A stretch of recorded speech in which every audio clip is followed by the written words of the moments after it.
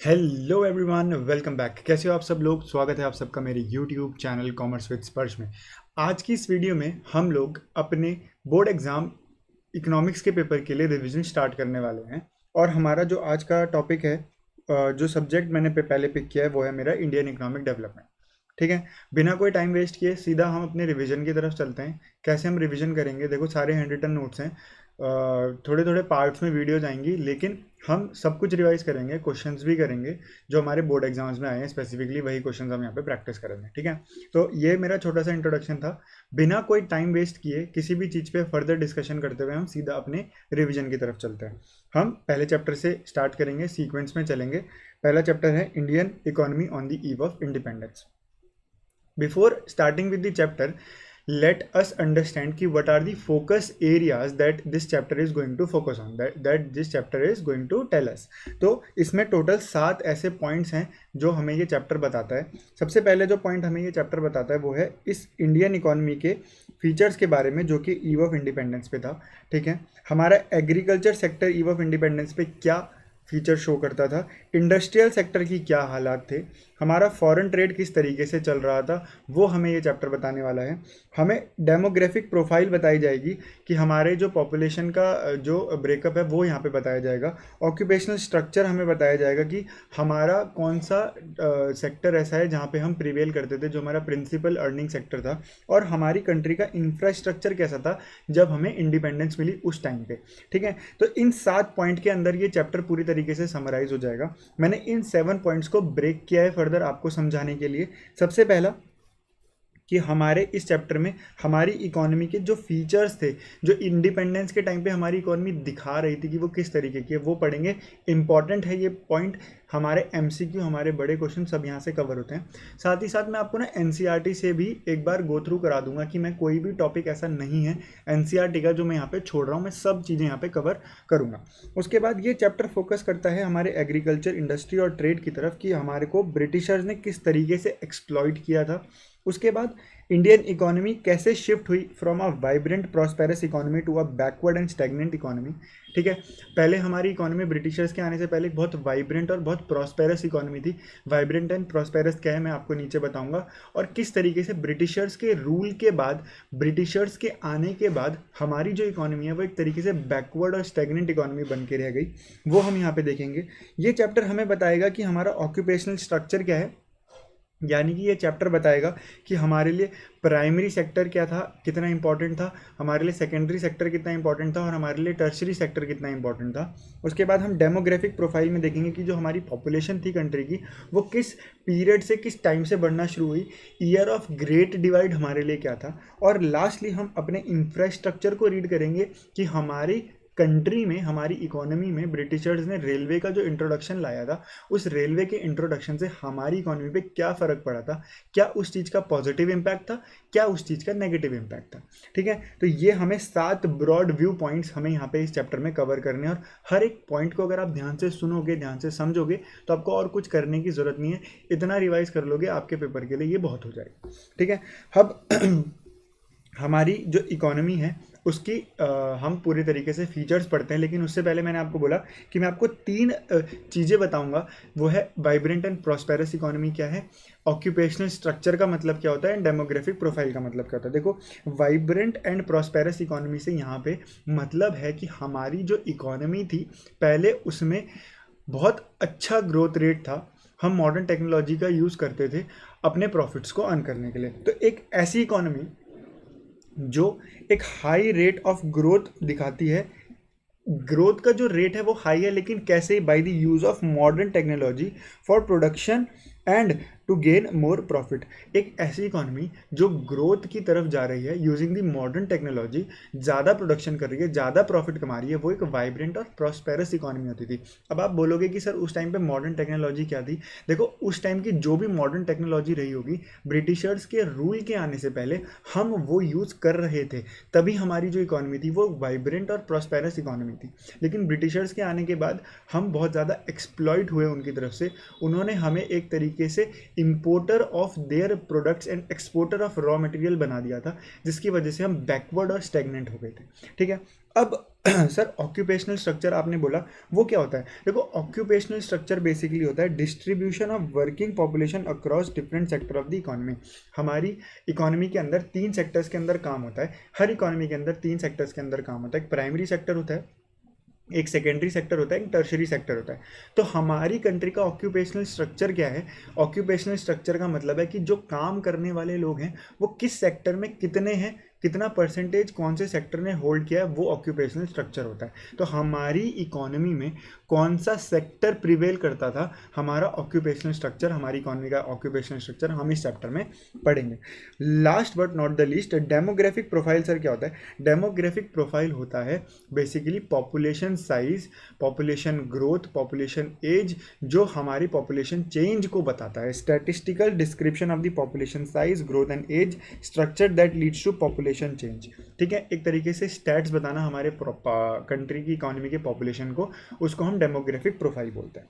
Correct हो गया। तो हमने फोकस एरिया पढ़ लिए। फोकस एरिया के अंदर 3 मेजर पॉइंट थे, वो हमने पढ़ लिए। उसके बाद हम आ जाते हैं ओवरऑल फीचर्स के ऊपर कि हमारी इकोनॉमी का एक ओवरऑल फीचर जो इकोनॉमी जो ईव ऑफ इंडिपेंडेंस पे था वो क्या था। ठीक है, तो हमारी जो इकोनॉमी का जो ओवरऑल, अगर मैं कंक्लूड करते हुए आपको बताऊं, एक एक फीचर ना बताऊं, तो वो है कि हमारी जो इकोनॉमी थी, ब्रिटिशर्स ने, उनका मेन गोल था कि इंडिया को ट्रांसफॉर्म कर दो एक ऐसी इकोनॉमी से जहाँ पे वो सप्लायर हो जाए रॉ मटेरियल की और मार्केट हो जाए उनके बनाए हुए सामान की। तो उन्होंने हमें इतना एक्सप्लॉइट कर दिया था, हम इतने बैकवर्ड हो चुके थे कि हम उनके बनाए हुए सामान पर कंप्लीटली डिपेंडेंट हो गए थे, क्योंकि वो हमारी कंट्री से सब कुछ लेके चले गए थे। तो दे made us the exporter of the raw materials and the importer of the British manufactured goods। तो आपको याद रखना होगा, ये बहुत इंपॉर्टेंट है कि ओवरऑल फीचर में वी वर द एक्सपोर्टर और the supplier of the raw material and we were the importer of the British manufactured goods. Okay, moving to Indian economy prior to British rule. Britishers के आने से पहले हम क्या थे? तो मैंने बोला हम एक वाइब्रेंट और प्रोस्पेरस इकोनॉमी थे, मतलब हम ग्रोथ की तरफ बढ़ रहे थे, मॉडर्न टेक्नोलॉजी का यूज़ करते थे, प्रॉफिट कमाते थे और प्रोडक्शन करते थे। ठीक है, तो अगर मैं एग्रीकल्चर की बात करूं, एग्रीकल्चर में हम कैसे वाइब्रेंट एंड प्रोस्पेरस थे? तो हम एक रूरल इकोनॉमी थे, मतलब ज़्यादा गाँव वाला इलाका हमारी कंट्री में था, जो कि सेल्फ कंटेंट था, मतलब अपने आप को पालने के लिए बहुत था। हम इतना सामान, हम इतने गुड्स प्रोड्यूस करते थे कि हम खुद को भी बहुत अच्छे से संभाल सकते थे और हमारी इकोनॉमी भी बहुत अच्छे से चल रही थी, because we were the owners of the land. हम खुद ही मालिक थे, हम किसी और पे डिपेंडेंट नहीं थे। बट ब्रिटिशर्स ने क्या किया? ब्रिटिशर्स जमींदारी सिस्टम लेके आए, जिसमें जो ओनर्स थे उनको टिलर्स बना दिया, और जो एक्चुअली में ओनर्स नहीं थे, जो जमींदार थे, उनको ओनर बनाकर अपने आप को हमने ब्रिटिशर्स ने हमें एक्सप्लॉइट करने की कोशिश करी। ठीक है, अगर मैं इंडस्ट्रीज़ की बात करूं तो हैंडीक्राफ्ट इंडस्ट्रीज़ हमारी इकोनॉमी में, हमारी कंट्री में बहुत वेल नोन था। पूरे वर्ल्ड में हमारी कंट्री से बनाए हुए हैंडीक्राफ्ट प्रोडक्ट बाहर एक्सपोर्ट किए जाते थे, जिनको एक ग्लोबल रेपुटेशन मिलती थी। ठीक है, अगर मैं सिल्क एंड कॉटन टेक्सटाइल की बात करूं तो वो फाइन क्वालिटी के लिए फेमस थे। इतनी अच्छी क्वालिटी का सिल्क और कॉटन हम एक्सपोर्ट करते थे। ठीक है, metal and precious stone work की बात करूं तो हम उसके लिए, उसमें क्राफ्ट्समैनशिप दिखाने के लिए, बहुत एक्सीलेंट क्राफ्टमैनशिप दिखाने के लिए हम फेमस थे। तो अगर हम ब्रिटिशर्स के आने से पहले बात करें तो हम एग्रीकल्चर सेक्टर में भी बहुत अच्छे थे और हम इंडस्ट्री सेक्टर में भी बहुत अच्छा काम कर रहे थे। ओके, तो अगर मैं exploitation and transformation of Indian economy की बात करूं ड्यूरिंग द ब्रिटिश रूल, कि ब्रिटिशर्स ने हमें किस तरीके से एक्सप्लॉयट किया, किस तरीके से हमें ट्रांसफॉर्म किया from a vibrant and prosperous economy to a stagnant and a backward economy, तो हम उसकी बात कर लेते हैं। The Britisher exploited Indian economy to maximise their economic gain. This is properly known as colonial exploitation. उनका हमारी कंट्री में कॉलोनियल रूल था, इस तरीके को हम कॉलोनियल एक्सप्लॉयटेशन बोलते हैं। उनके 2 एस्पेक्ट थे, क्या? Supply aspect and demand aspect. Supply में वो हमारा सारा natural resource raw material supply करते थे अपने यहाँ पे प्रोडक्शन करने के लिए, और उन्होंने डिमांड साइड पे हमें क्या बना दिया था? एक मार्केट बना दिया था कि जो भी सामान वो अपनी कंट्री में प्रोड्यूस कर रहे हैं उसको हम यूज़ करें। तो घुमा फिरा के ये जो टेबल है, ये जो बॉक्स है, ये जो पैराग्राफ है, ये भी वही बता रहा है एक्सप्लॉयटेशन का तरीका। What? That we were the exporter of the raw material and the importer of the British manufactured good. Correct हो गया। Accordingly Indian handicraft industry were completely destroyed. इसकी वजह से क्या हुआ, देखो अब हाथ से बनाया हुआ सामान है, इंडिया में हैंडीक्राफ्ट प्रोडक्ट बनते थे, वो सामान महंगा होता था, ब्रिटिशर्स मशीन्स के थ्रू सामान बनाकर यहाँ पे इंपोर्ट करते थे, कोई इंपोर्ट ड्यूटी नहीं लगती थी, सामान ईजिली इंडिया में पहुँच जाता था एंड वो लोगों को सस्ता मिलता था। एंड एज एन इंडियन हम हमेशा सस्ते सामान की तरफ भागते हैं, ठीक है, महंगा सामान नहीं लेंगे, क्वालिटी नहीं देखेंगे, अगर सस्ता है तो हम ले लेंगे। तो उन्होंने क्या किया, हैंडीक्राफ्ट जो हमारी इंडस्ट्री थी उसको ख़त्म कर दिया एक तरीके से, ठीक है। Destruction of handicraft industry also implied the destruction of global reputation of our exports of handicraft. अब हैंडीक्राफ्ट इंडस्ट्री खत्म हो गई, अगर विद इन कंट्री डिमांड खत्म हो गई तो प्रोडक्शन करने के लिए जो एक्चुअल में मैन्युफैक्चरर्स थे जो हैंडीक्राफ्ट का काम करते थे उनके पास पैसा नहीं होगा, उनके पास रिसोर्सेज नहीं होंगे, तो वो एक्सपोर्ट भी नहीं कर पाएंगे। तो ये जो एक्सप्लॉयटेशन ब्रिटिशर्स ने करा था हैंडीक्राफ्ट इंडस्ट्रीज पे, इससे इम्पैक्ट हुआ हैंडीक्राफ्ट इंडस्ट्री का एक्सपोर्ट भी, ठीक है। Agriculture sector was systematically exploited through high demands of land revenue from the farmers. अब ब्रिटिशर्स ने क्या किया कि जो वो पैसा जो उनको रेवेन्यू जनरेट होता था उसकी ज़्यादा डिमांड ब्रिटिशर्स ने करनी शुरू कर दी कि हमें उस रेवेन्यू का ज़्यादा हिस्सा चाहिए। The cultivators were ejected as owners of the soil when they fail to cope up with the escalating demand of the land revenue. जो मैंने आपको जमींदारी सिस्टम का बात बताया वो यही था कि जो ओनर था जब वो रेवेन्यू ही नहीं प्रोवाइड कर पा रहा था टू द कॉलोनियल गवर्नमेंट तो उन्होंने उससे ओनरशिप ही छीन ली और वो लैंड अपने पास रख ली एंड वो जमींदार को दे दी। फिर जमींदार वर दी ओनर एंड जो एक्चुअल में ओनर था दे बिकम द टिलर और the labourer in that on that land, ठीक है। Agriculture stopped producing surplus for री इन्वेस्टमेंट बाय दी फार्मर्स, ठीक है। एग्रीकल्चर ने दोबारा से री इन्वेस्ट करने के लिए फार्मर्स के पास कुछ छोड़ा ही नहीं, वो जितना प्रोड्यूस करते थे वो सारा का सारा गवर्नमेंट ले जा लेती थी in the form of tax, in the form of revenue zamindar के थ्रू, ठीक है। तो इस तरीके से हमारा एग्रीकल्चर भी पूरी तरीके से एक्सप्लॉइट कर दिया उन्होंने।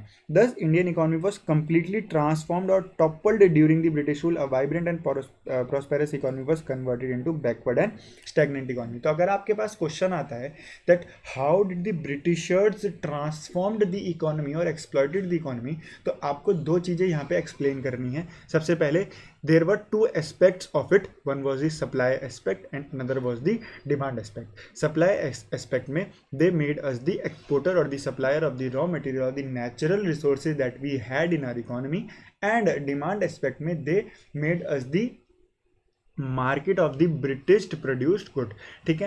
then you will explain that because of this demand or the British or the market of the British produced goods the handicraft industry was completely exploited। उसकी वजह से जो मेरी handicraft इंडस्ट्री थी वो पूरी तरीके से ख़त्म हो गई। फिर आप एक्सप्लेन करोगे how the agriculture was exploited by the Britishers, they made the owners the tillers of the land because they demanded high revenue which the owners were not able to give to the British government, ठीक है। इस तरीके से उन्होंने हमें exploit किया। तो I hope कि आपको थोड़ा बैकग्राउंड, थोड़ा बेस समझ आ गया इस चैप्टर का, ठीक है। ये देखो रिवीजन है, रिवीजन इसी तरीके से होगा। अब मैं आपको हर एक चीज़ स्मॉल छोटे छोटे तरीके से नहीं बता सकता हूँ, मुझे रिवीजन कराना है, मुझे रिवीजन को जल्दी से ख़त्म भी करना है। आपने पहले पढ़ रखा है तो आपका ये ब्रशिंग अप हो रही है, आप ये मत सोचना कि आप पहली बार पढ़ोगे तो इस रिवीजन वीडियो से समझ आ जाएगा। अगर ऐसी सिचुएशन है तो कुछ भी समझ नहीं आने वाला है। फिर जब हम क्वेश्चंस करेंगे तो आप उन क्वेश्चंस को लर्न कर लेना डायरेक्टली, क्योंकि कॉन्सेप्ट समझने का कोई मतलब नहीं बनता है, ठीक है। Now one of the important thing that we need to understand is the features. इस वीडियो का लास्ट टॉपिक ये रहने वाला है, उसके बाद अगली वीडियो में आएंगे, अगली वीडियो में हम अगला रिवीजन पॉइंट समझेंगे, ठीक है। कोशिश करेंगे कि पेपर से पहले एक बार पूरा रिवीजन एक साथ लाइव आके समझ ले, लेकिन उससे पहले हम शॉर्ट्स के थ्रू और वीडियोस के थ्रू रिवीजन करते रहेंगे विद द नोट्स, ठीक है। अब important topic is the feature of Indian economy on the eve of independence, जिसके लिए मैंने आपको ऊपर सारा का सारा बेस बनाया, वो हम यहाँ पे समझने वाले हैं। तो all in all there were 7 features that the Indian economy showed during the eve of independence. सबसे पहला स्टैग्नेंट इकोनॉमी स्टैग्नेंट हो चुकी थी, बैकवर्ड हो चुकी थी। एग्रीकल्चर की डोमिनेंस का क्या हुआ, ब्लीक इंडस्ट्रियलाइजेशन का क्या मतलब है, हैवी डिपेंडेंस ऑन इंपोर्ट हो चुका था, लिमिटेड अर्बनाइजेशन हो चुकी थी एंड सेमी फ्यूडल इकोनॉमी हो चुकी थी।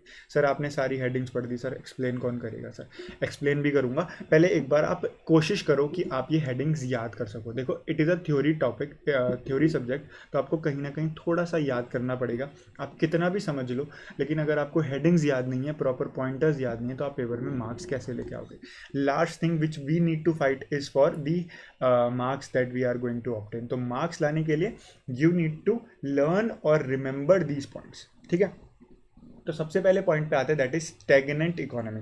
स्टैग्नेंट इकोनॉमी से मतलब क्या है, देखो ईव ऑफ इंडिपेंडेंस पे, यानी कि जब इंडिपेंडेंस हमें मिली, जब हमारी कंट्री से ब्रिटिशर्स गए, तो जो हमारी इकोनॉमी थी वो एक तरीके से स्टैग्नेंट यानी कि रुक चुकी थी, कंप्लीटली एक जगह पे रुक चुकी थी। हमारे पास कोई ग्रोथ नहीं थी, कोई इनकम नहीं थी, हम कहीं जाने लायक नहीं थे, हम रुक चुके थे क्योंकि ब्रिटिशर्स हमें पूरी तरीके से खा चुके थे, ठीक है। तो on the eve of independence Indian economy was completely a stagnant economy. Stagnant economy is the one which show the little और no growth in the income. Income में कोई ग्रोथ नहीं थी, कोई भी नहीं थी, लिटिल या बिल्कुल जीरो ग्रोथ थी, ऐसी तरीके की हमारी इकोनॉमी हो चुकी थी, ठीक है। ब्रिटिशर्स ने कभी कोशिश ही नहीं करी कि वो हमारी कंट्री की इनकम एस्टिमेट करें, हमारी पर कैपिटा इनकम को एस्टिमेट करें, ठीक है। वो भी हमारे ही इकोनॉमिस्ट जब आगे निकल के आए उन्होंने कोशिश करी, लेकिन उनके एस्टिमेट्स में भी बहुत ज़्यादा फ़र्क थे, बहुत ज़्यादा वेरिएंसेस थे, मिल नहीं रहे थे आपस में।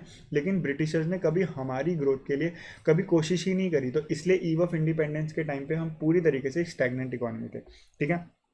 The British government never attempted to estimate India's national income and per capita income. However, Dadabhai Naoroji, William Digby, Finlay Siras, V.K. R.V. Rao, and R.C. Desai were some notable individuals who attempted to estimate India's national income per capita income. Of course, these estimates yielded conflicting results. कुछ ये लोगों के नाम है, आपको याद रखने पड़ेंगे कि वो कौन लोग थे जिन्होंने इंडिया की ईव ऑफ इंडिपेंडेंस पे नेशनल इनकम या पर कैपिटा इनकम को एस्टिमेट करने की कोशिश करी।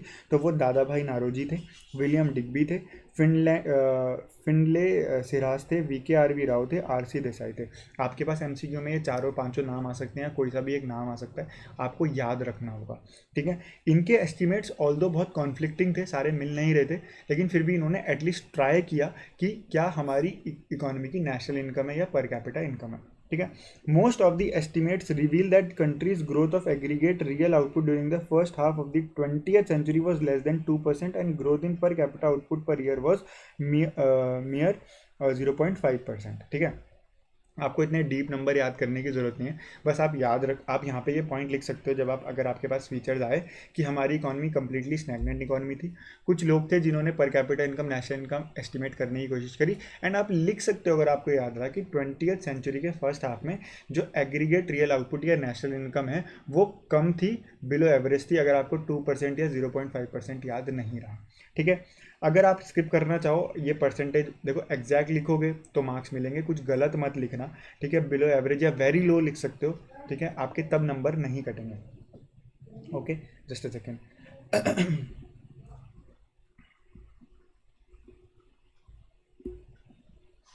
ठीक है, उसके बाद सॉरी फॉर द इंटरप्शन, उसके बाद लास्ट पे standard of living of people was miserably low, epidemics and famines were a recurring phenomena. देखो भुखमरी बहुत कॉमन हो चुकी थी, लोगों को जो स्टैंडर्ड ऑफ लिविंग था वो बहुत ख़राब था, क्योंकि ब्रिटिशर्स पूरी तरीके से हमें एक्सप्लॉइट करके चले गए थे, क्योंकि हमारे पास अपनी एग्रीकल्चर लैंड नहीं थी कुछ भी कमाने के लिए, तो हमारे स्टैंडर्ड ऑफ लिविंग कैसे बनेगा, हम तो दूसरों पर डिपेंडेंट थे खाने के लिए, रहने के लिए, ठीक है। तो हमारी इकॉनमी थी वो पूरे तरीके से स्टैग्नेंट इकॉनमी हो चुकी थी। अब यहाँ पर मैंने आपको दो वर्ड्स पे बात करी, एक तो नेशनल इनकम, ठीक है, और दूसरा मैंने पर कैपिटा इनकम पे बात करी।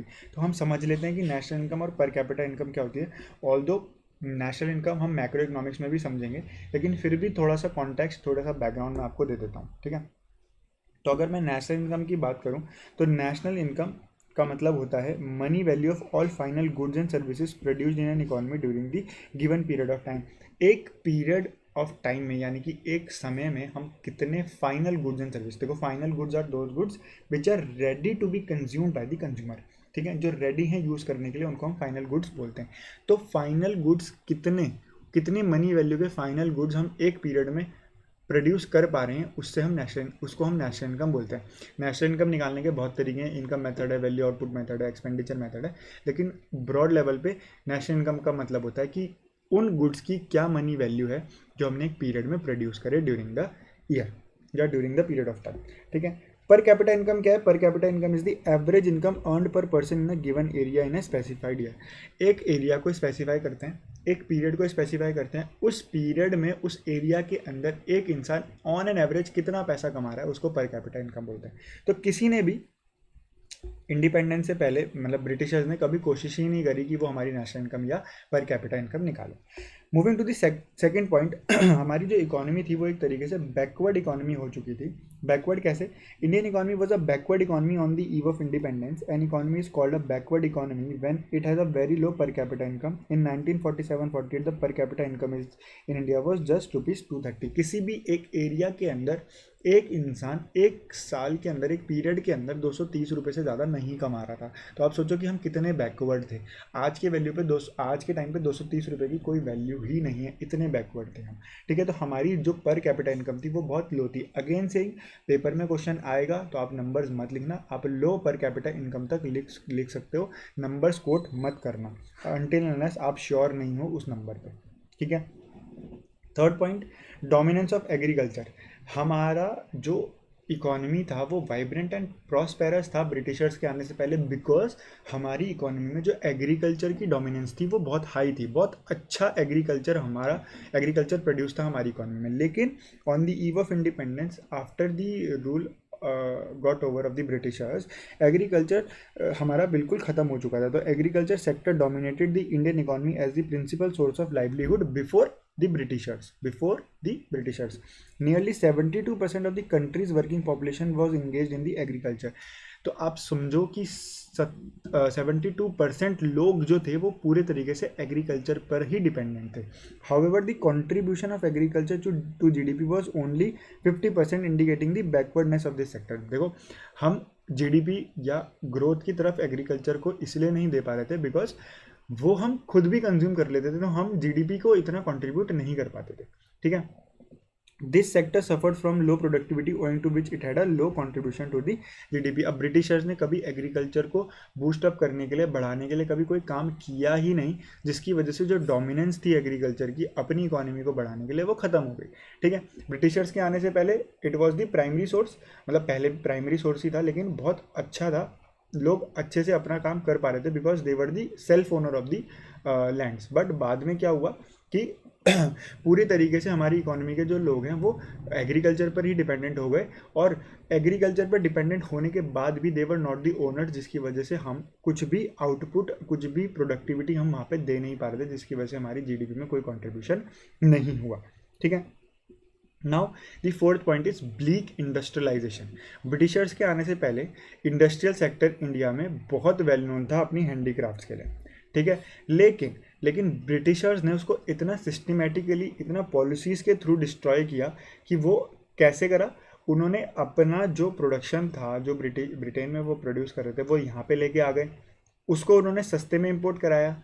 जब हम हैंडीक्राफ्ट को एक्सपोर्ट करते थे तो उस पर एक्सपोर्ट ड्यूटीज़ लगा दी, उस पर बहुत सारे टैक्सेस लगा दिए, जिसकी वजह से वो मैन्युफैक्चरर पर बहुत ज़्यादा हैवी पड़ा, लोगों ने उसको ख़रीदना अवॉइड किया, लोकल मार्केट में वो नहीं बिकता था। तो जिसकी वजह से हमारा जो इंडस्ट्रियलाइजेशन था, जो सेल्फ जिसको हम बोलते हैं with in country, with in economy, जो हमारा प्रोडक्शन था वो खत्म हो गया, एक तरीके से डिस्ट्रॉय हो गया। ठीक है। तो prior to the British rule, industrial sector in India of handicraft was well known, but it was systematically destroyed by the Britishers by their discriminatory policies. मतलब अपने सामान पे तो वो सब कुछ अच्छा अच्छा रखते थे, कोई टैक्स नहीं लगाते थे, लेकिन जो हमारा खुद का self produced Indian produced goods था, हैंडीक्राफ्ट प्रोडक्ट थे, उस पर बहुत ज़्यादा इंपोर्ट ड्यूटी, बहुत ज़्यादा टैक्सेस लगाते थे। ठीक है। एक्सपोर्ट ड्यूटीज़ लगाते थे। By the time of independence, small scale and cottage industries were almost ruined, heavy industries showed a bleak growth, and for the bulk of capital goods requirement we were dependent upon the imports from the Britain. जो बड़ी बड़ी industries थी जिसमें बहुत heavy machines का use होना था, वो एक तरीके से दिख ही नहीं रही थी, उनमें कोई ग्रोथ था ही नहीं, बिकॉज हम कुछ खुद इंडिया में प्रोड्यूस ही नहीं कर पा रहे थे। हम सारी मशीन्स के लिए, हैवी मशीन्स के लिए ब्रिटेन पर पूरी तरीके से डिपेंडेंट है। ठीक है। फिफ्थ पॉइंट, हमारी इकोनॉमी ने एक चीज़ और, एक फीचर और दिखाया कि हम इंपोर्ट पे बहुत ज़्यादा डिपेंडेंट हो चुके थे, बिकॉज वो डिस्क्रिमिनेटरी पॉलिसीज जो ब्रिटिशर्स ने हमारे सामान पर लगाई थी, इंडियन प्रोड्यूस गुड्स पे लगाई थी, उसको अवॉइड करने के लिए हम जो ब्रिटेन से सामान आता था वो सस्ता पड़ता था, तो हम उसी पे पूरे तरीके से डिपेंडेंट हो गए थे हर चीज़ के लिए। The country was heavily dependent upon the imports, particularly for machineries and related equipment for production के लिए जितना भी सामान यूज़ होता था, जितनी भी मशीनरीज यूज़ होती थी, उस सब के लिए हम ब्रिटिशर्स से ब्रिटेन से आने वाले सामान पर ही पूरी तरीके से डिपेंडेंट हो चुके थे। Armed forces of the country also dependent heavily on the foreign imports for most of the defence equipment. यहाँ तक कि जो आर्मी के लिए जो भी इक्विपमेंट्स यूज़ होते थे, उसके लिए भी हम बाहर से आने वाले सामान पर ही पूरे तरीके से डिपेंडेंट थे। Beside several consumer goods like sewing machines, medicine, kerosene oil, bicycle use to be imported from abroad. मतलब मिट्टी के तेल, केरोसिन ऑयल के लिए भी, बाईसाइकिल के लिए भी, दवाइयों के लिए भी हम पहले ड्यूरिंग द इंडिपेंडेंस हम बाहर से इंपोर्ट पे पूरे तरीके से डिपेंडेंट थे। ठीक है, तो अभी तक मैंने कितने पॉइंट्स पढ़ा दिए आपको? 5 पॉइंट पढ़ा दिए। स्टैग्नेंट इकोनॉमी, ये सारे पॉइंट्स हैं features of Indian economy on the eve of independence. Independence के टाइम पर हमारी इकोनॉमी ने क्या फीचर शो करे? वो स्टैग्नेंट थी, बैकवर्ड थी। स्टैग्नेंट क्यों थी? क्योंकि किसी ने कभी नेशनल इनकम पर कैपिटा इनकम निकालने की कोशिश नहीं करी, जानने की कोशिश नहीं करी। जो स्टैंडर्ड ऑफ लिविंग था वो पूरे तरीके से खत्म हो चुका था। बैकवर्ड क्यों थी? बैकवर्ड इसलिए थी क्योंकि बहुत लो पर कैपिटा इनकम था। जब निकाला भी तो पता चला कि 230 रुपये से ज़्यादा तो हम कमा ही नहीं पा रहे हैं। ठीक है, एग्रीकल्चर का जो डोमिनेंस था वो पूरे तरीके से बढ़ चुका था। हर कोई एग्रीकल्चर पर ही डिपेंडेंट था, कोई और कुछ करने के लिए तैयार ही नहीं था, किसी और इंडस्ट्री में, किसी और सेक्टर में जाने के लिए ही तैयार नहीं था। उसके बाद इंडस्ट्रियलाइजेशन बिल्कुल ग्रोथ नहीं दिखा रही थी। हम हर चीज़ के लिए, छोटे छोटे सामान के लिए जो प्रोडक्शन के लिए रिक्वायर्ड है उसके लिए ब्रिटेन पे डिपेंडेंट थे। हम वहाँ से इम्पोर्ट पे डिपेंडेंट थे। हम अपनी कंट्री में कुछ प्रोड्यूस ही नहीं कर पा रहे थे। ठीक है, जो बेसिक नेसेसिटीज़ की चीज़ें थी, हैवी डिपेंडेंस ऑन इम्पोर्ट, उसके लिए भी हम बाहर की ब्रिटेन के सामान पर ही पूरे तरीके से डिपेंडेंट थे। इसलिए हमारी इकोनॉमी पूरे तरीके से बैकवर्ड या स्टैग्नेंट हो चुकी थी और यही फीचर्स वो शो कर रही थी on the eve of independence. Now 6th and the 7th point, limited urbanisation and semi feudal economy. Limited urbanisation का मतलब क्या है कि हमारी जो पॉपुलेशन थी, मेजर पॉपुलेशन वो विलेज में रहती थी। ठीक है, at the time of independence bulk of the population of India lived in the villages. In 1948 only 15% of the population lived in urban areas while 85% lived in the rural area। मतलब 85% गाँव के लोग थे, 15% ही शहर के लोग थे। अर्बनाइजेशन था ही नहीं, मतलब सब गांव वाला एरिया था जहाँ पे कोई अपॉर्चुनिटी नहीं थी। एग्रीकल्चर से बाहर हम निकल ही नहीं पा रहे थे, इतनी गरीबी थी। तो ये सारे फीचर्स हमारी इकोनॉमी शो कर रही थी on the eve of independence. मतलब ब्रिटिशर्स ने हमारी इकोनॉमी को डेवलपमेंट के नाम पे कुछ दिया ही नहीं, उल्टा जितना डेवलप्ड हम थे उससे भी ख़त्म कर दिया। वो सारे नेचुरल रिसोर्सेज, सारे रॉ मटेरियल, सब कुछ हमारी कंट्री से, हमारी इकोनॉमी से लेके चले गए। ठीक है, rural population lacked opportunities outside agriculture. वो लोग एग्रीकल्चर के अलावा और कुछ कर ही नहीं पा रहे थे। 85% पॉपुलेशन है जो पूरे तरीके से एग्रीकल्चर पर डिपेंडेंट है, उसके अलावा वो और कुछ कर ही नहीं रहे हैं। मतलब ना वो फैक्ट्रीज़ में जाके काम कर रहे हैं, ना वो किसी सर्विस सेक्टर में जा रहे हैं, वो कुछ कर ही नहीं रहे हैं। They are just doing agriculture activities. ठीक है, जिसकी वजह से जो हमारी गरीबी थी वो कंपाउंड होती गई, बढ़ती गई गरीबी। ठीक है, this was another feature that our economy showed on the eve of independence. Last but not the least, semi feudal economy. यानी कि सेमी फ्यूडल इकोनॉमी का मतलब होता है ऐसी इकोनॉमी जिसमें मिक्स्ड, जिसको मिक्स्ड भी बोल सकते हैं, जिसमें गवर्नमेंट का इंटरवेंशन और प्राइवेट सेक्टर का इंटरवेंशन दोनों हो। पूरी तरीके से गवर्नमेंट ना चला रही हो, पूरी तरीके से प्राइवेट सेक्टर ना चला रहे हो, दोनों का मिक्स होकर चलाना is a semi feudal economy. On the eve of independence Indian economy was neither wholly feudal nor capitalist economy, it was a mixed economy और a semi feudal economy. Feudalist economy या feudalist mode of production leads to low productivity, low productivity leads to backwardness. ठीक है, ये basically कहता कि जो private sector थे उनका भी इंटरवेंशन, गवर्नमेंट का भी इंटरवेंशन, तो एक तरीके से प्रॉपर ग्रोथ यहाँ पे नहीं मिल पाती। आज भी हमारी इकोनॉमी मिक्स्ड इकोनॉमी है, लेकिन आज फिर भी अगर आप देखो तो गवर्नमेंट का इंटरवेंशन या गवर्नमेंट के जितने रूल्स एंड रेगुलेशंस पॉलिसीज़ हैं वो उस टाइम के हिसाब से बहुत अच्छे हैं और बहुत काफ़ी हेल्पफुल हैं हमारी इकोनॉमी के लिए। ठीक है, उस टाइम पे हमारी इकोनॉमी सेमी फ्यूडल इकोनॉमी थी और जिसकी वजह से हमारी कंट्री में लो प्रोडक्टिविटी और बैकवर्डनेस थी। तो अगर हम कंक्लूड करें तो Indian economy was characterised with a low level of economic development. It was developed only to the extent it could serve the colonial interest of the British government. उनको Britishers ने इतना ही develop करा जिससे उनकी जो पूर्ति हो सके, मतलब उनके काम निकल सके, उतना ही उन्होंने डेवलप किया। ठीक है, उन्होंने रेलवे, पोस्ट एंड टेलीग्राफ को डेवलप किया। क्यों? रेलवे से उन्हें इधर से उधर सामान लेके जाना आना था। पोर्ट्स को डेवलप क्यों किया? ताकि वो इंपोर्ट एक्सपोर्ट अच्छे से कर सके। पोस्ट एंड टेलीग्राफ क्यों? क्योंकि उन्हें कम्युनिकेशन बढ़ाना था। This was the only need that they wanted, उतना उन्होंने यहाँ पे डेवलप कर दिया। This was to promote the process of colonial exploitation of the Indian economy, क्योंकि वो इंडिया को एक्सप्लॉयट करने के लिए अपने प्रोसेस को आसान करना चाहते थे। ठीक है, basically protection and promotion of economic interest of the British government rather than the Indian economy. उन्होंने अपनी सरकार की, अपनी इकोनॉमी के इंटरेस्ट के बारे में ज़्यादा सोचा और इंडियन इकोनॉमी के बारे में बिल्कुल भी नहीं सोचा। तो ये थे फीचर्स अब मैंने आपको कुछ पॉइंट्स बताए हैं जो कि है फ्यूडल इकोनॉमी, कैपिटलिस्ट इकोनॉमी और semi feudal economy. Feudal economy में आपको ऑलरेडी बता चुका हूँ, जहाँ पे पॉलिटिकल कंट्रोल ज़्यादा है उसे फ्यूडल इकोनॉमी कहते हैं। जहाँ पे प्राइवेट सेक्टर का ज़्यादा इन्वॉल्वमेंट होता है उसको हम कैपिटलिस्ट इकोनॉमी कहते हैं। जहाँ पे दोनों का मिक्सचर होता है वहाँ पे हम सेमी फ्यूडल इकोनॉमी कहते हैं। तो अगर कंप्लीटली फ्यूडलिस्टिक मोड हो, यानी कि कंप्लीट गवर्नमेंट का इंटरवेंशन हो, तो गवर्नमेंट हमेशा प्रोडक्टिविटी की तरफ नहीं देखेगी, ठीक है। वो प्रोडक्टिविटी वहाँ से लेस हो जाएगी, बिकॉज वो वेलफेयर की तरफ ज़्यादा देखेगी, तो वो पैसा कमाने के लिए नहीं देखेंगे। अगर हम कैपिटलिस्ट की तरफ चले जाएंगे तो वो फिर पॉवर्टी या गरीबी या वेलफेयर की तरफ नहीं देखेंगे, वो सिर्फ पैसा कमाने की तरफ देखेंगे। तो सेमी फ्यूडल इकोनॉमी थी, थोड़ा सा गवर्नमेंट का इंटरवेंशन था, थोड़ा सा प्राइवेट सेक्टर का इंटरवेंशन था, लेकिन फिर भी हम उतना डेवलप्ड नहीं थे एज एन इकोनॉमी, उतना ज़्यादा हम ग्रोथ शो नहीं कर रहे थे on the eve of independence, ठीक है। तो features, 7 features: stagnant economy, backward economy, dominance of agriculture, bleak industrialisation, heavy dependence on import, limited urbanisation and a semi feudal economy, ठीक है। ये 7 फीचर्स हमारी इकोनॉमी शो कर रही थी on the eve of independence. इसके अंदर मैंने आपको 5 पॉइंट पढ़ाए। नेशनल इनकम क्या होता है, पर कैपिटा इनकम क्या होता है, फ्यूडल इकोनॉमी क्या होता है, कैपिटलिस्ट इकोनॉमी क्या होता है, सेमी फ्यूडल इकोनॉमी क्या होता है। तो आज की वीडियो में हमने बेस बनाया, फीचर्स पढ़े। अगली वीडियो में हम एग्रीकल्चर सेक्टर को समझेंगे। इस तरीके से हम रिवीजन करेंगे। हर दिन आपको एक रिवीजन की वीडियो मिलेगी, macro and economic, Indian economic development दोनों, बिफोर योर एग्जाम। उससे पहले आप अपनी इंग्लिश भी पढ़ते रहिए। जितना टाइम मिलेगा आपको आप इकोनॉमिक्स पढ़िए, जितना टाइम मिलेगा आपको इंग्लिश पढ़िए। बहुत ज़्यादा टाइम आप इंग्लिश में नहीं लगाओगे, आई नो, आपके पास काफ़ी टाइम है। एंड उन 6 दिन में, इंग्लिश के एग्ज़ाम के बाद जो आपको 6 दिन मिलेंगे, उसमें हम 100% अपनी इकोनॉमिक्स पे फोकस करेंगे।